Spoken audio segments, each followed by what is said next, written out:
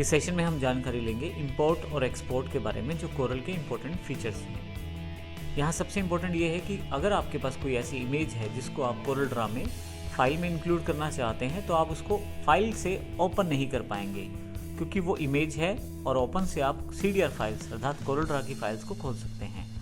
ऐसे केस में आपको उस फाइल को इंपोर्ट करना पड़ेगा अपनी इस फाइल के अंतर्गत लाने के लिए, प्रयोग करने के लिए। मैं यहाँ इंपोर्ट पे क्लिक कर देता हूँ। आप देखेंगे इंपोर्ट पे क्लिक करेंगे तो आप नॉर्मल पिक्चर्स जो आप JPG, PNG या JPEG फॉर्मेट में है, उनको आप इंपोर्ट करके अपनी फाइल में इंक्लूड कर सकते हैं। मैं यहाँ क्लिक कर लेता हूँ इस फाइल को जो मैं इंपोर्ट करना चाहता हूँ और इंपोर्ट पे क्लिक कर देता हूँ। अब देखेंगे मेरे पास एक सिंबल आ गया है इंपोर्ट के लिए। अब जहाँ से आप ड्रैग करना शुरू करेंगे और जितना दूर तक ड्रैग करेंगे उतना बड़ा आपके पास वो इंपोर्ट के अंतर्गत वो पिक्चर ड्रॉ हो जाएगा। अब यहाँ पे ये पिक्चर मेरे पास ड्रॉ हो गया है और इस वक्त ये मेरी फाइल का भाग है। अब मैं इसे अपनी रिक्वायरमेंट के अकॉर्डिंग प्रयोग कर सकता हूँ। जैसे मान लीजिए क्रॉप करना चाहता हूँ, तो यहाँ से इस सेगमेंट को क्रॉप करना चाहता हूँ, डबल क्लिक करते ही मेरे पास क्रॉप हो गया है। तो इस प्रकार मैं आसानी से अपनी फाइल में पहले से बनी हुई पिक्चर्स को इंपोर्ट करके अपनी फाइल में प्रयोग कर सकता हूँ और अपना कार्य आसान कर सकता हूँ। इसके साथ ही हमारे पास यहाँ पे एक्सपोर्ट का ऑप्शन भी अवेलेबल है।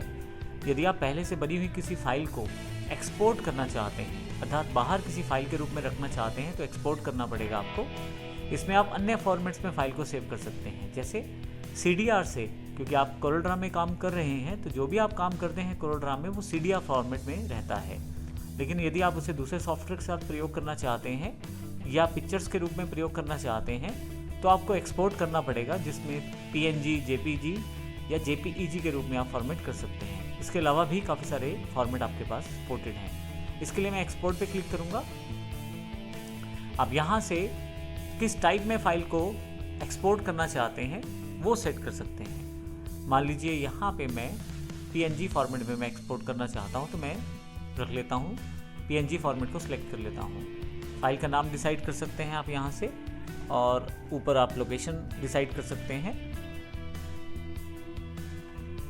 और यहाँ मैं नाम देने के पश्चात एक्सपोर्ट कर देता हूँ। जैसे एक्सपोर्ट की कमांड आप देते हैं, आपके पास कुछ बेसिक इन्फॉर्मेशन यहाँ पे जो फाइल एरिया जितना इंक्लूडेड फाइल है वो उस तरह से दिखाई जा रही है।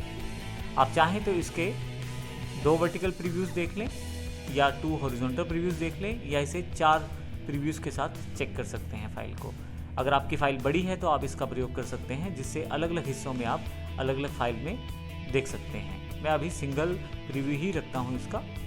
फाइनली आप बेसिक सेटिंग्स यहाँ से कर सकते हैं। PNG का बिट्स वैल्यू सेट कर सकते हैं, कलर मोड सेट कर सकते हैं आप, और फाइनली आपको सिर्फ ओके करना है और आपकी जो इमेज है वो एक्सपोर्ट होकर एज अ फाइल आपके पास आ जाएगी। तो इस तरह से पहले से बनी हुई पिक्चर्स के साथ आप आसानी से काम कर सकते हैं।